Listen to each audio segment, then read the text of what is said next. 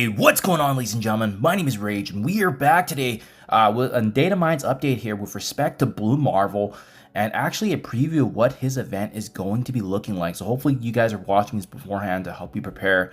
And obviously, with more information now, this allows us to plan accordingly to which characters and teams we should be building up. Now, having said that, guys, it's really interesting that this is already in the data mine file. So keep in mind, obviously subject to change with it being quite so early, because I don't expect this to be coming soon. So I was a little surprised to see this actually getting added. Maybe it's a limited time event as well on top of the actual intentional target Blue Marvel event. But anyways, I'll show you guys why I'm a little bit confused there. So first and foremost, you can see here the introduction, coming soon, target Blue Marvel. So this is the exact same name that they used in the blog post here previously before, when they wanted to detail what that's going to look like. Remember, this is the all new target event, so we don't exactly know are these going to be permanent kind of like sagas that we've seen, or are they just going to be coming and returning as you go? That remains to be seen, and that has not been confirmed yet. But you can see it says right here, all new target event for non-mythic city cosmic global characters along with conquerors, which we already know because they gave us the full breakdown in the blog post on how that's going to be. But what's more interesting enough is that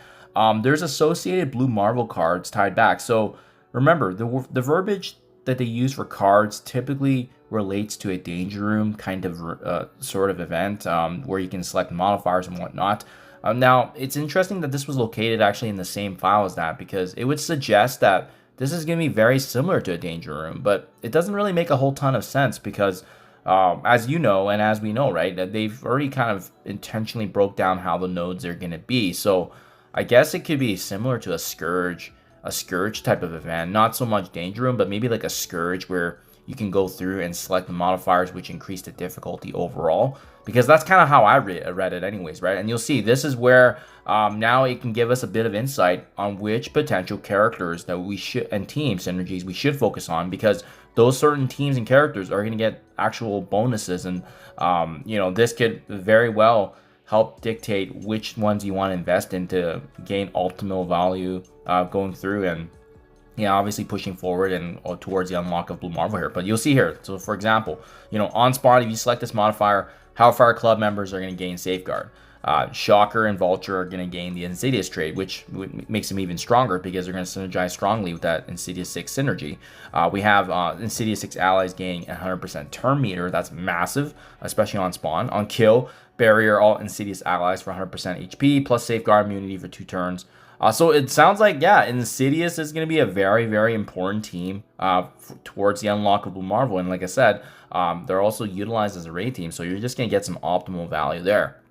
On kill, using Fantastic Four member allies, each of them are also going to be gaining additional ability energy every time they actually strike down an enemy, so that's huge. Fantastic Four MCU allies are also gaining offense up and speed up, that's great. Brimstone allies also gaining immunity and Safeguard.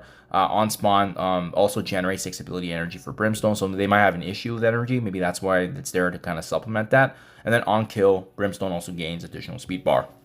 And then lastly, enemy Blue Marvel is a boss. On spawn, he's going to be gaining the following benefits: immunity to stun, ability block, exhaust, exposure, speed bar reduction, and then when attacked, he's also going to be gaining 20% bonus speed bar with substantial increases to his base stats there. And then just a little snippet here, you can see this is kind of the same file that you would typically see the other kind of Scourge cards or Danger Room cards getting added. So there you guys have it. It looks like, without kind of teasing what teams to build here, it looks like the 3 obvious favorites are going to be Hellfire Club, a Fantastic Four, and then another reason that we have to build Brimstone, because they've already been noted as a top tier war offense team, but they're going to have value in Cosmic Crucible, especially certain characters. They're going to have value in Battle World, which is expected to be returning next week here as a brand new game mode for us.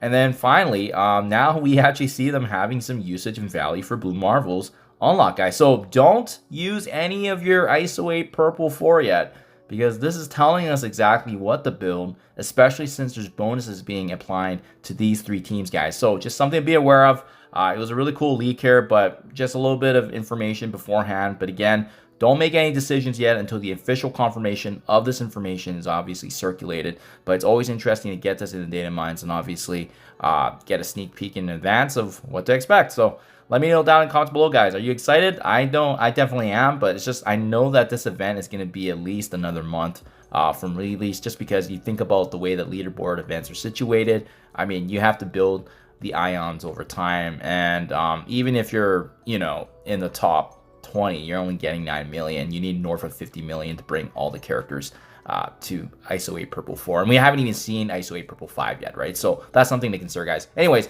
that is it in a nutshell. Please let your alliance mates know. Share this around. This is really massive because we now have information on which teams potentially to focus in on once we have those ions to level up and elevate our characters to that higher level of ISO-8 Purple. Thank you for your time, and I'll catch you guys in the next one.